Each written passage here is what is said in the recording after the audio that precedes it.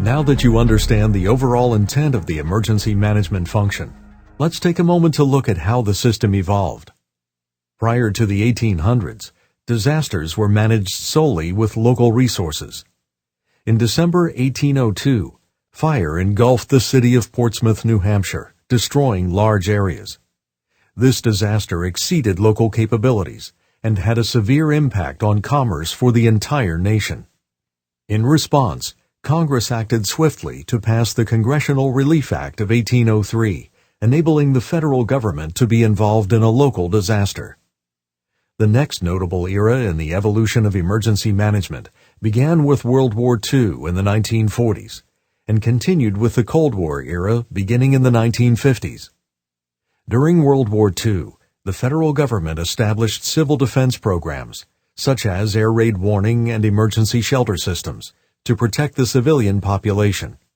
The Disaster Relief Act of 1950 gave the President authority to issue disaster declarations that allowed federal agencies to provide direct assistance to state and local governments. The Federal Civil Defense Act of 1950 created a nationwide system of civil defense agencies, and defense drills became routine in schools, government agencies, and other organizations. During this era, emergency management was thought of as an extension of the civil defense movement. In 1952, President Truman issued Executive Order 10427, which emphasized that federal disaster assistance was intended to supplement, not supplant, the resources of state, local, tribal, and private sector organizations. Today's emergency management system supports the premise that disasters are best managed at the lowest possible governmental level, and that federal assistance supports and does not direct these efforts.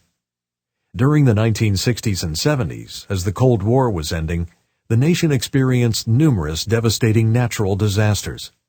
These disasters drew the nation's attention away from the civil defense mission to the need for well-coordinated federal response and recovery operations during natural disasters. As a result, Congress passed the Disaster Relief Act of 1969. This act created a federal coordinating officer to represent the President in the relief effort.